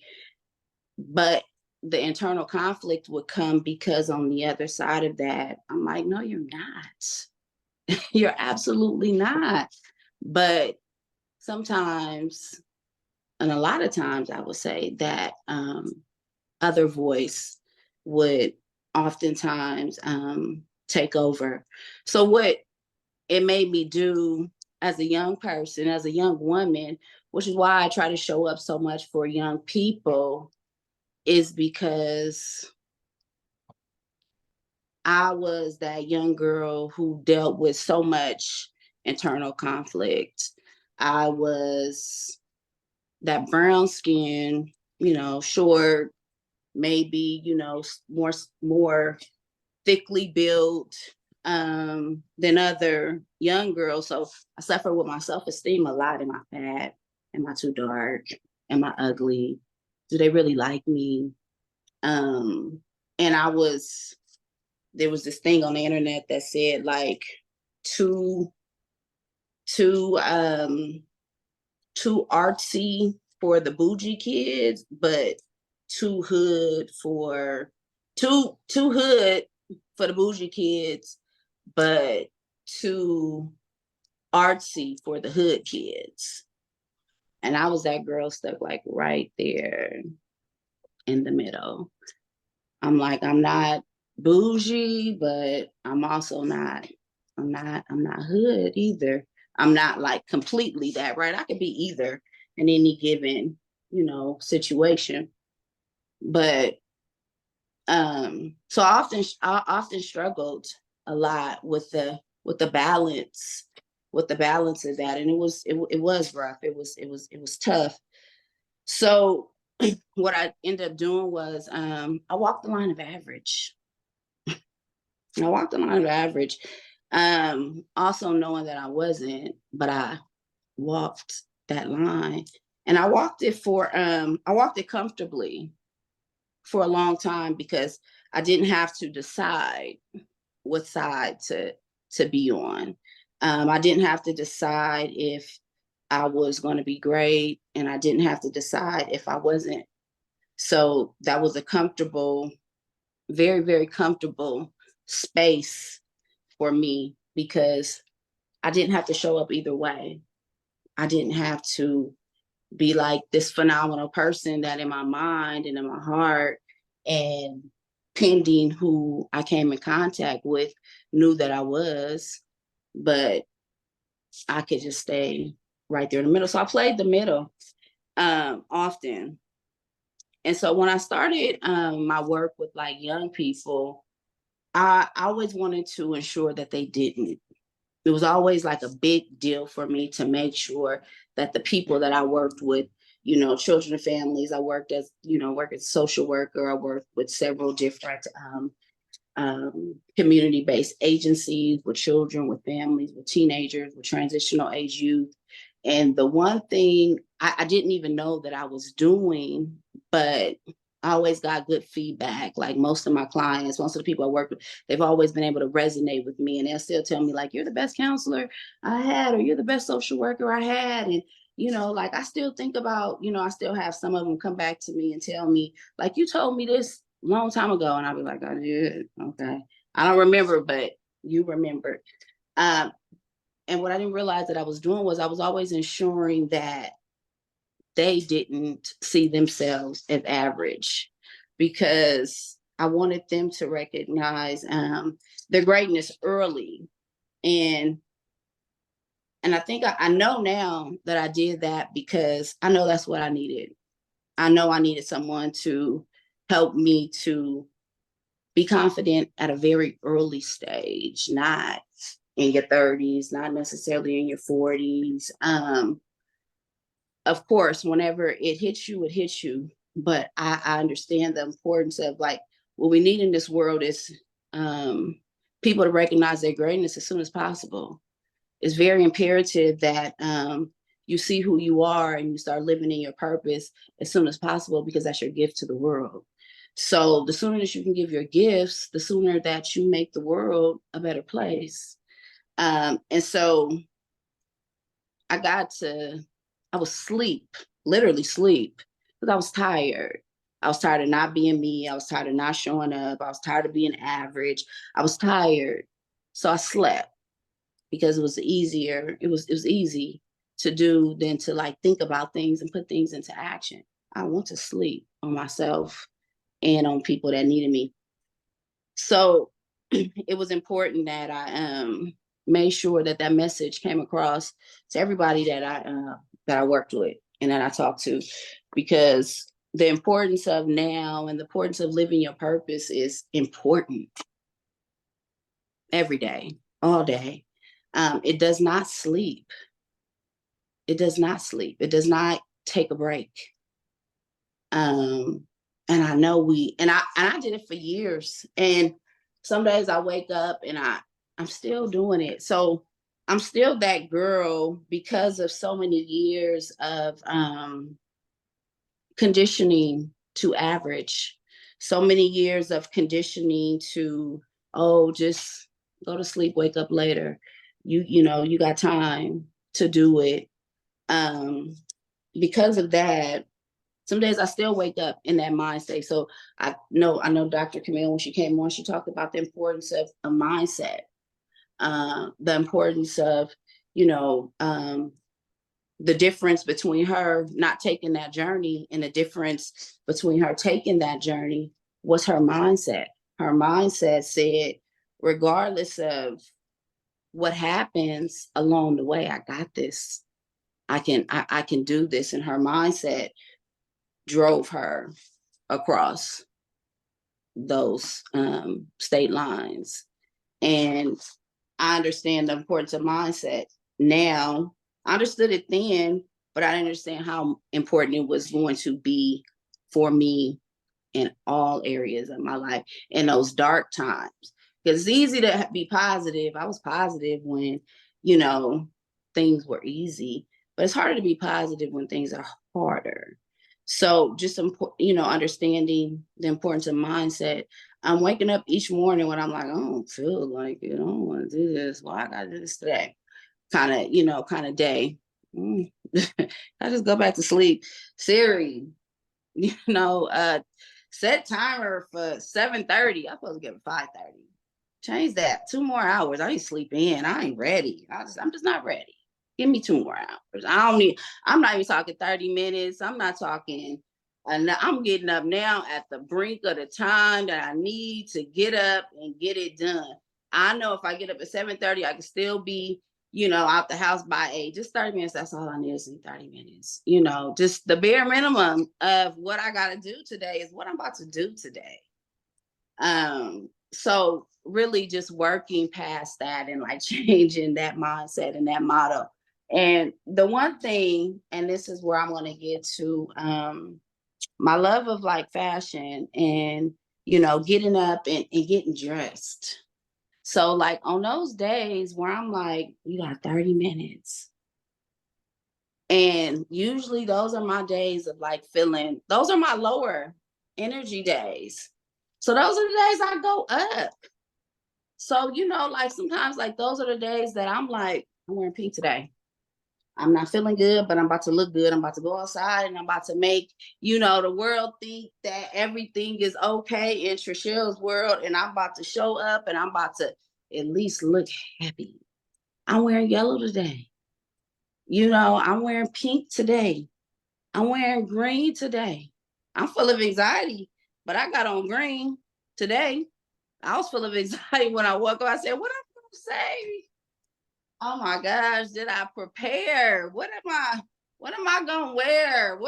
I'm like, I'm supposed to show up. And Dr. Camille said, I'm going to talk about something about fashion and design. I said, oh geez, like how you going to show up? What you going to do? But I said, you know, one thing for sure, 2 things for certain. And when me and Dr. Camille had this conversation, I said, I can rise to the occasion. I can show up and I can show up, right? And I can, that's not an issue. And so I just want to like, what I want to say to you guys is the importance of, especially in those moments when we're having like our nerves, like just, I don't know what to do. I don't know what's going on. Show up in style, show up in fashion, and show up just expressing yourself. Like, this is me. Like, these are the things that I could just go pull out my closet because, you know, this is, I don't, you know, like I really, sometimes I don't play about like stuff. Like I keep a wardrobe, and this is just, these are jackets that I just have sitting here for me to grab and go. Because when I need to feel like something, I'm like, I'm going to grab whatever, you know, sometimes it's like whatever I see. Am I feeling yellow? Do I need some pearls? Do I need some bling?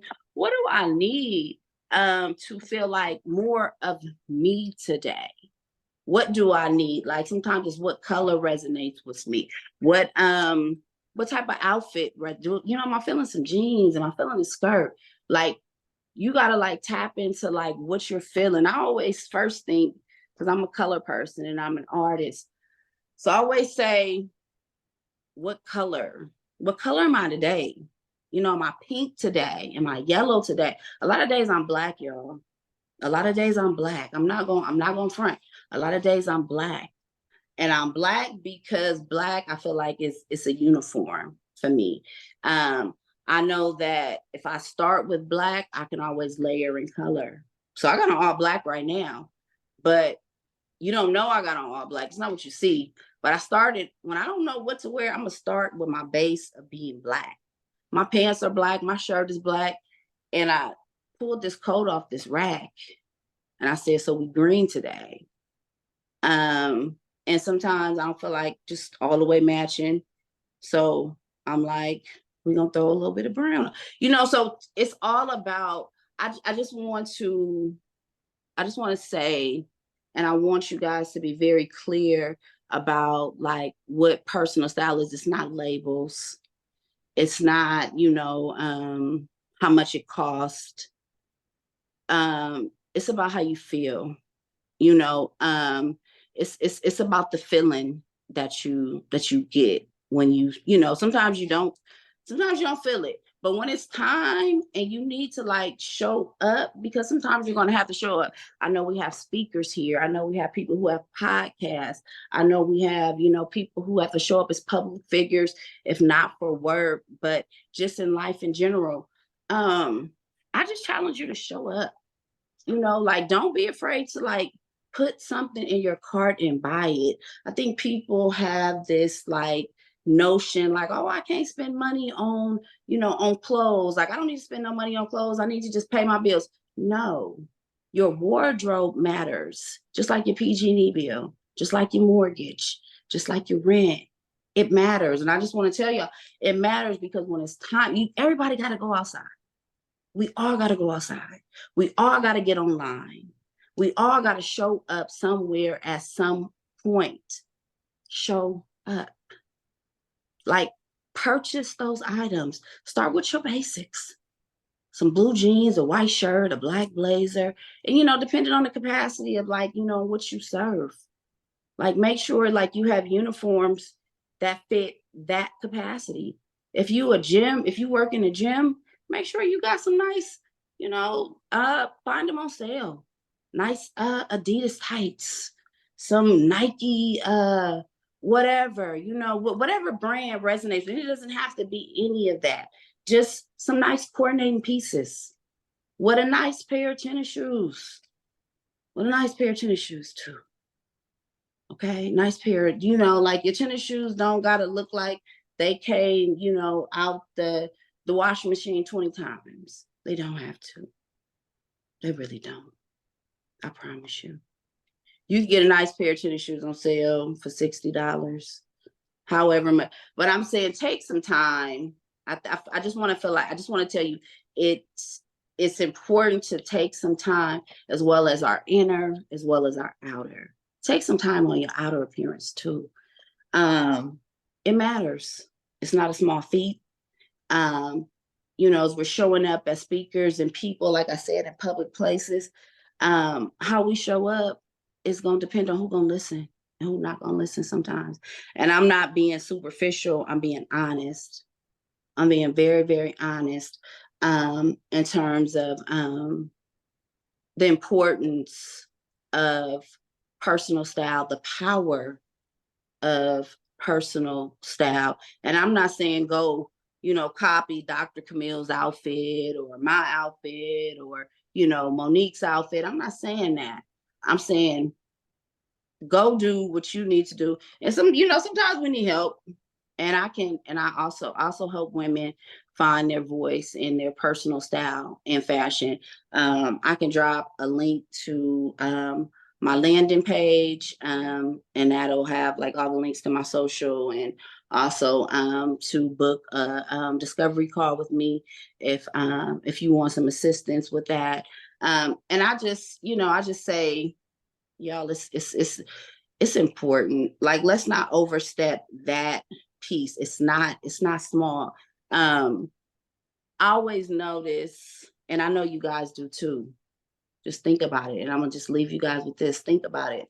When we get dressed and we show up and we go outside, like let's say Monday, you go outside.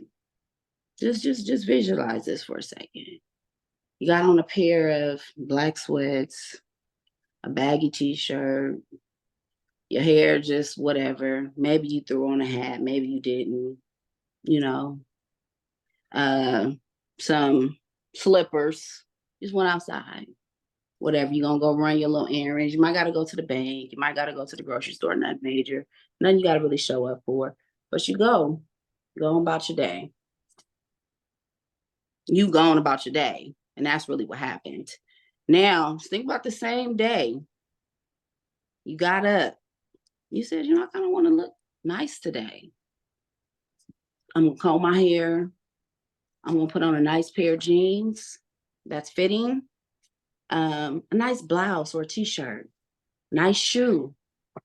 You go out and you go about your day. On those days, people hold doors open for you. On those days, people say, oh, excuse me, instead of just walking right through you. On those days, you receive certain compliments. Oh, you look nice. I like your shirt. Those things are confidence boosters. Those things produce endorphins. Those things make you want to show up a little bit more. So, I mean, my challenge is just to say, show up a little bit more.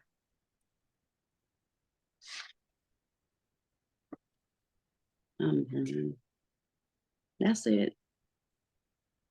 Awesome. Any questions for Trichelle?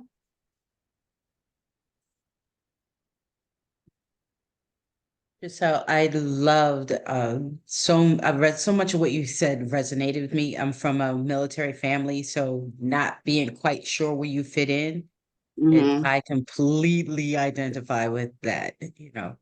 So I did want to ask you, when you talk about working with young people, what kind of age range do you work with? I typically like the 18 to 24, or like the 18 to like 20, 26. Just because that's where those are your transitional age youth. That's when they're very influential in terms of what their adult life is going to look like. That's where they either have like positive people in their ear or negative people in their ear. It's usually it's a forklift in that age range, because they're like, okay, I'm grown now. Which way do I go?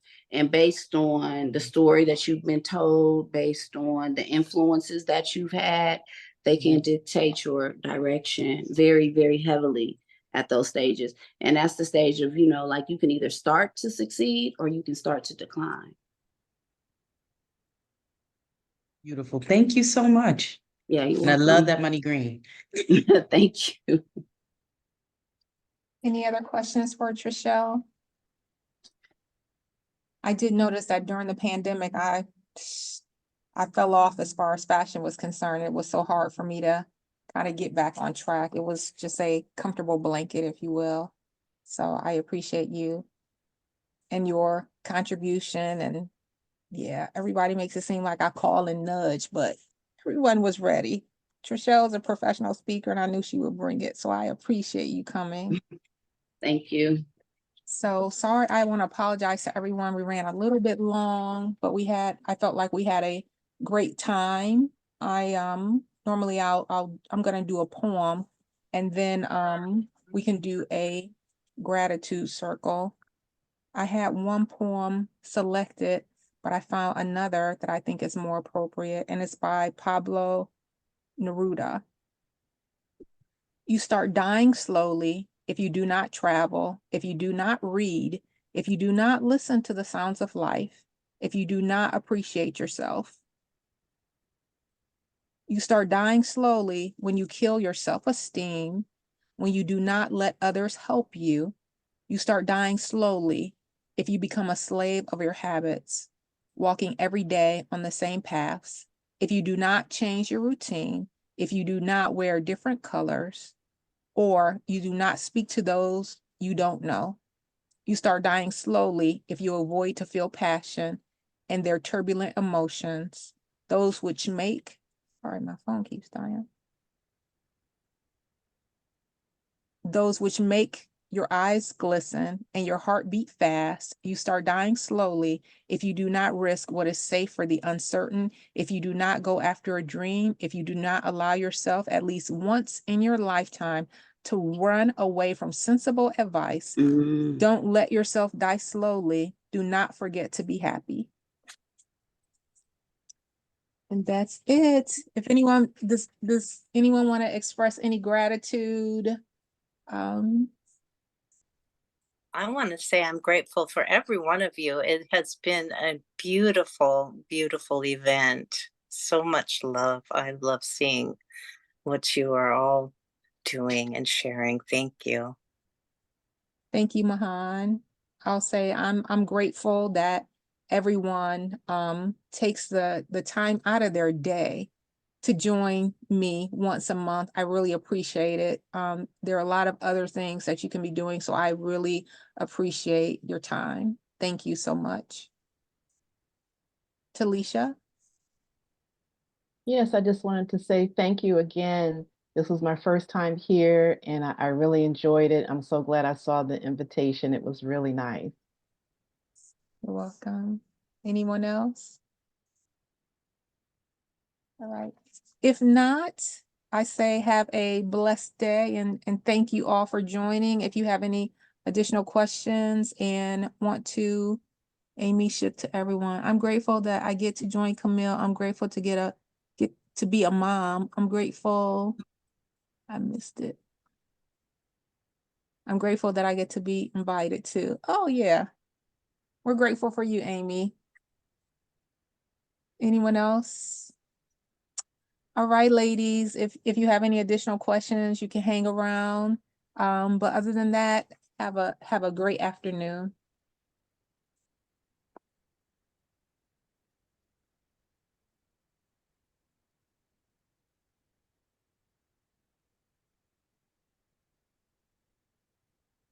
Maria, grateful for each and every one of you.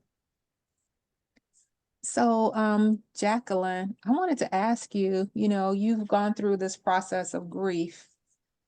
How did it affect your sensuality? Since you're a sexuality coach and, you incorporate everything into your life. So that's a good one. And I know you had a maintenance man at one time. Dirty after dark. Right. You gotta have maintenance, right? Gotta have maintenance. Keep things tuned up. So I think for a portion of that, I definitely compartmentalized the need of like intimacy with just like a basic need being met, right? I found that maintenance man in question, that wasn't like like a romantic connection, right? Where it was a distraction. Like it was able to just, meet that need. At the time of my father's passing, like I mentioned, I was seeing someone at the time. And and that just brought to light how disjointed and just not meant for me, that I still stayed in that for almost like a year and a half. But that whole year and a half, he still never came to support me. So I found that in really the early part of my grief, I just really did not, that wasn't a concern, right?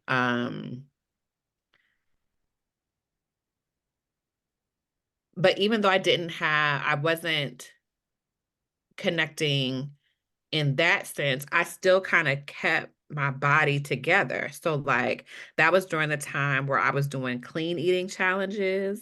So like instead of going on the opposite end of like gaining weight as you would do in a traumatic and a grief moment, I was losing weight. I did my yoga certification during that time. So I was constantly in a space where I was still connecting with my body, but it wasn't where I was connecting with other people emotionally. So, and that was kind of masking all of that because it's that yes, do. yes. So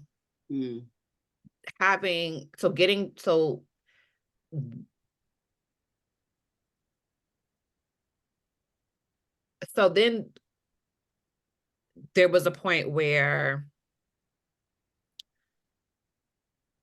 I wasn't really affected in the sense of like, it's my grief that's keeping me from, it's like, okay, this is just regular living. This is a part of life where I have this thing that's in my life, but it's not really, I'm still masking it. I'm still just kind of just trying to figure out how to keep going on with life.